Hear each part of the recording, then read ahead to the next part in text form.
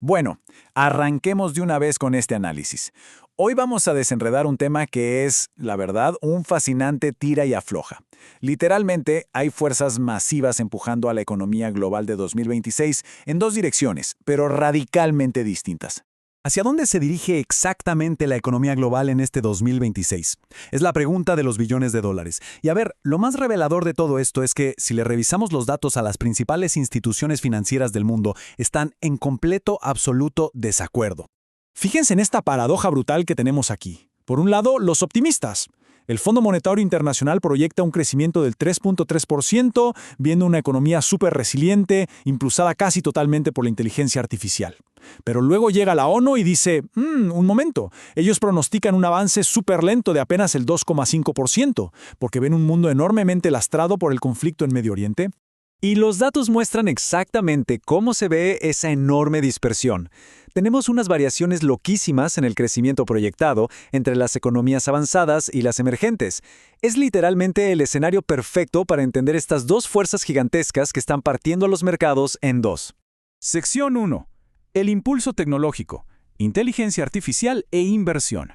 El economista jefe del FMI, Pierre-Olivier Gourinchas, lo pone en palabras muy claras. Él señala que, a pesar de todas las graves disrupciones comerciales que estamos viendo, el boom absoluto del gasto en inteligencia artificial y tecnología es tan pero tan fuerte que está contrarrestando por sí solo una desaceleración que de otra forma sería inevitable. Para ponerlo en perspectiva, miren esta enorme brecha regional.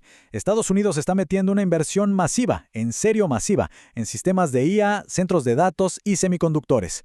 Y eso les proyecta un sólido crecimiento del 2.4%. Pero Europa, la eurozona se está quedando súper rezagada con apenas un 1,3%. Claro que, para el resto del mundo, toda esta maravilla tecnológica choca de frente contra otra realidad más oscura. Sección 2. Vientos en contra geopolíticos. Fragmentación y conflicto.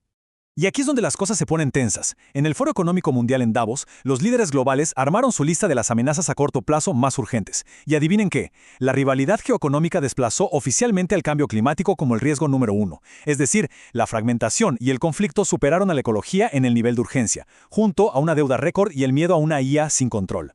De hecho, la ONU está súper preocupada por la inmensa fragilidad de las rutas donde pasa la energía mundial.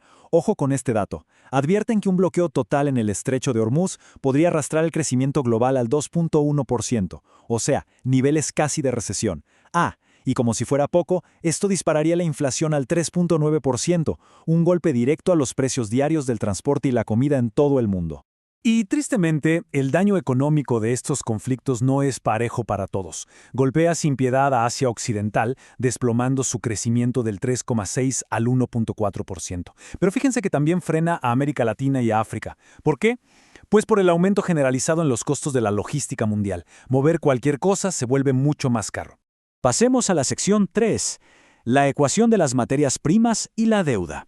Hablemos un segundo de números que, en teoría, sonarían a buenas noticias. El Banco Mundial calcula que la transición a vehículos eléctricos va a generar un súper excedente global de petróleo. Y esto debería empujar el precio promedio del crudo Brent a su punto más bajo en 5 años, apenas $60 por barril para 2026. Pero, y es un gran pero, la realidad de un mundo en guerra nos da unos latigazos terribles. Todos los fundamentos decían $60, pero en mayo de 2026, la pura volatilidad y el nerviosismo geopolítico hicieron que el petróleo se disparara brevemente a casi $110. La incertidumbre le gana a la teoría. Ahora dejen a un lado el petróleo por un segundo y miren esta otra cifra que es francamente alarmante. 100%. A nivel estructural, la deuda pública mundial está alcanzando el 100% de todo el Producto Interno Bruto del planeta. El FMI nos recuerda que no veíamos niveles de deuda global así de altos desde que terminó la Segunda Guerra Mundial. Y tener este nivel de deuda monstruoso en tiempos de paz es una anomalía histórica. Básicamente pone a los gobiernos contra la espada y la pared, forzándolos a una elección imposible. O recortan drásticamente el gasto público o nos suben fuertemente los impuestos a todos. No hay magia aquí. Sección 4. Historia de dos gigantes, Estados Unidos contra China. A ver, es súper interesante comparar cómo las dos superpotencias navegan esta tormenta exacta de formas totalmente distintas. Estados Unidos confía muchísimo en los estímulos fiscales y la IA, asumiendo una deuda inmensa del 99% para mantener un crecimiento de alrededor del 2%. Del otro lado, China busca crecer por encima del 4%, apostándole con toda su fuerza a la tecnología y energía verde para tapar el hueco de su profunda crisis inmobiliaria con una deuda mucho más controlada del 70.8%. Y por dentro, los motores económicos de ambas sociedades viven realidades opuestas. Los consumidores en Estados Unidos siguen gastando a pesar de todo, ahorrando apenas un 3 o 4%. Pero en China hay tanto miedo por la caída del precio de la vivienda y el desempleo juvenil que los hogares están acumulando efectivo. Tienen una tasa de ahorro masiva del 30%, literalmente guardando la plata bajo el colchón por pura incertidumbre. Para echarle más leña al fuego, Estados Unidos implementó aranceles efectivos del 19,5%. ¿Saben desde cuándo no se veía una cifra así en el país? Desde 1933, convirtieron la política comercial en un arma industrial que fácilmente podría rasparle hasta medio punto porcentual al crecimiento económico total de China. Pero aquí viene la gran ironía de todo el asunto. A pesar del proteccionismo y las guerras comerciales, se necesitan mutuamente. Estados Unidos depende sí o sí de materiales del exterior para lograr su transición verde. Y China necesita que los mercados globales sigan abiertos para que su economía exportadora funcione. Y lo que es peor, ambos tienen un reloj haciendo tic-tac enfrentando una población en edad de trabajar que cada vez es más pequeña. Llegamos a la última parte, sección 5, el balance de 2026. Y así regresamos a nuestra gran paradoja inicial.